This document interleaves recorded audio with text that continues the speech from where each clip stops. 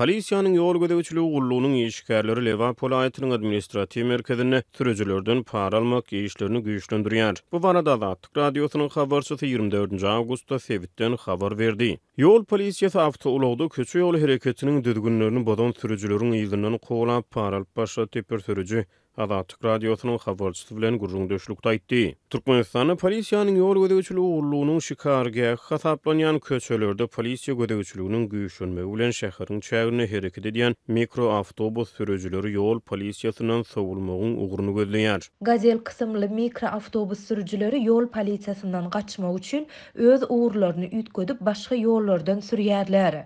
Mikroawtobuslaryň öz marşrutlaryny ütgödýändigini görýän polisiýa işgärleri awtologda aw etmäge başlaýarlar. Diýip ýerli sürüji gurrun berdi. Ol ýol üstüne bolan bir wakada polisiýa işgäriniň mikroawtobus sürüjisinden pul alandygyna şaýat bolanyny gurrun berdi. Türkmenabadyň köçeleriniň birinde bolan bir wakada PYGG işgärleri polisiýa awtologyny Gazel kysymly bir minibusyň ýygynyň ýetip ses gatyldy jenjamlar bilen ulugyň döwlet belgisini aýdýar we minibusy saklaýar. Soňra polisiýa işgäri köpçülik transport serişdesiniň sürüjisinden 50 manat mösbürüne pul alyp onuň hereketine ruhsat berýär. Ýerli sürüjiler Türkmenabadyň merkezi köçelerine bolan aýry başga bir wakada polisiýa işgärleriniň bir ýük ulag sürüjisiniň para alanyklaryna şaýat bolanyklaryny aýdýarlar. Ýol polisiýasy Türkmenabadyň merkezinde üstü çelekli ýük ulagyny ýygynyň ýetip saklady we sürüjiniň dokumentlerini barladylar. Iki polisiýa işgäri polisiýa awtologundan düşmedi.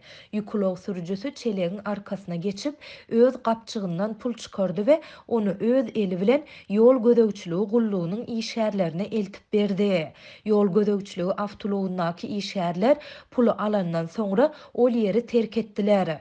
Diýip ýerli sürüjiler aýdýar. Habarçymyza görä ýol polisiýasy diň çurnary Türkmenabadyň günüňurny ýerleşen täze bazara, ak bazara çykýan ýollarda hem gödäwçiligi güýçlendirýär. Polisiýanyň ýol gödäwçiligi gullugynyň işgärleri 21 awgustda bazardan ýa-da bazara mal daşaýan onlarça ýük ulagyny saklap para alypdyrlar. Bazar ýer-täherde başlaýar ýöne ýerli sürüjiler polisiýanyň ýol gödäwçiligi gullugynyň işgärleriniň eýem ýary gije sagat 12-de uraklaryny Mary Türkmenabad ýolunyň uguruna çykyp bazara barýan ýoly garawullaýanlyklaryny aýdýarlar. Ýol polisiýasy Mary Türkmenabad ýolunyň uguruny aw edýär. 21 awgustda bazara barýan bir uwal kysymly ýük ulagynyň üstünde 4 sany mal bardy. Ýol gödäwçiligi gullugy ýük ulagyny saklap, ulagda 4 mal bar. 4 mal ýüklemek bolanok.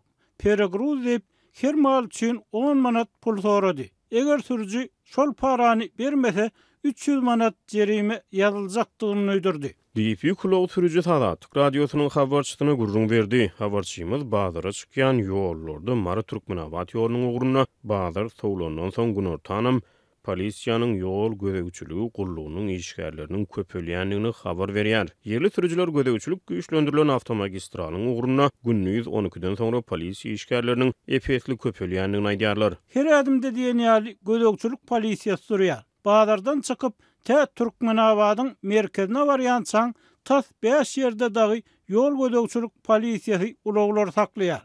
Kire edýän ulaglardan uwaz, gaz 53 kysymly ulaglardan 20-den 30 manada çenli para alýarlar. Diýip bir sürüji Azatlyk radiosynyň habarçysyna gurrun berdi. Öýe gelýänçä polisiýa işgärlerini 100 manat çykda etdim. Diýip ol sözüniň üstüne ýetirdi. Azatlyk radiosyň maglumatları boýunça PYGG-niň Türkmenabaddaky edarasynyň goşmaçy maglumat alyp bilmedi. Halkara urumlaryň hasabatlary Türkmen hökümetini paraxorlukda we korrupsiýanyň beýlik görnüşlerini berk tanqidlaýar. Türkmen hökümeti ýurtda giň ýaýran paraxorlugy, korrupsiýany we häkimet wekilleriniň eden etdiligini ne tasdiq edýär, ne de inkar edýär. Türkmenabadda ýol polisiýasynyň gaýtadan işçiňleşmegi Türkmenistanda köçe ýol hereketini gödäwçiliginiň inni bir näçe aý bäri güýçlendirilýän wagtlaryna gawat gelýär. Aprelde Türkmenistanyň döwlet telewizionyasy köçe ýol hereketini bozmakda aýplanýan bir näçe sürüjiniň tobalaryny görkezdi.